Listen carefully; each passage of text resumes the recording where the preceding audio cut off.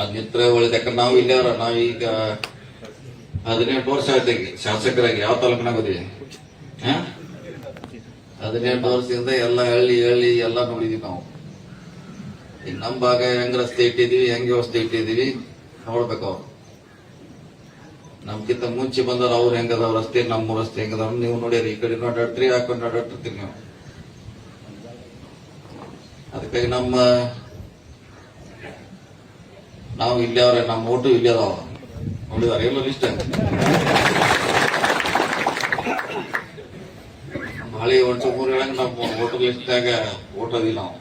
ಇಲ್ಲಿ ಹೊರಗಿಂದ ಆತೋಗ ಒಳಗಿಂದ ಆತೋಗ. ಮೊನ್ನೆ ಓಟ್ ಇಲ್ಲೇ ಹಾಕಿವ್ ನಾವು. MLA MP ಗೆಲ್ಲ ಇಲ್ಲೇ ಓಟ್ ಹಾಕಿದ್ವಿ ನಾವು. ಹಳೆ ಒಂಟು ಮೂರಾಗ ನಮ್ಮ ಓಟು ಇದೆ. ಯಾಕಂದ್ರೆ ನಮ್ಮ ಮೂಲತಃ ಊರು ಜಾರಕಿಹೊಳಿ. ಎಲ್ಲಿದೆ ಅದು? ಯಾವ್ರಾಗೈತೆ? ರಾಜಸ್ಥಾನದಾಗ ಐತೋ ಮಧ್ಯಪ್ರದೇಶ?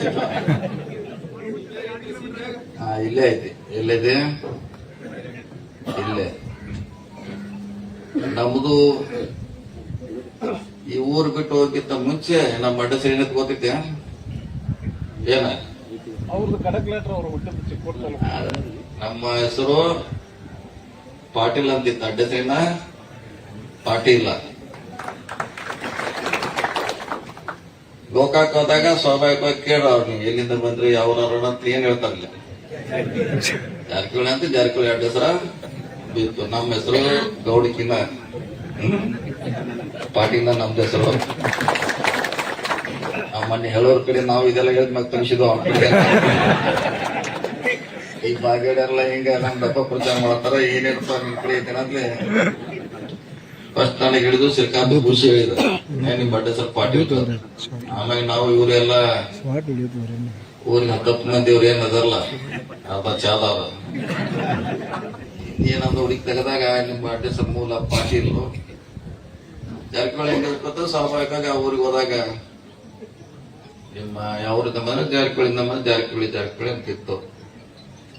ಸೊ ಹಾಗಾಗಿ ಅವ್ರಿಗಿಂತ ಮೂಲ ನಾವು 200 ವರ್ಷ ಈ ಊರು ಬಿಟ್ಟು ಹೋಗಿದ್ವಿ ನಾವು. ಮತ್ತೆ ನಮ್ದು ನಿಮ್ದು ಋಣ ವಾಪಸ್ ಮತ್ತೆ ಬಂದ್ವಿ ನಾವು. ಹೋಟೆಲ್ ಲಿಸ್ಟ್ನಾಗ ಇಲ್ಲಿ ಹೆಸರು ಐತಿ. ಮೂಲ ನಮ್ಮೂರ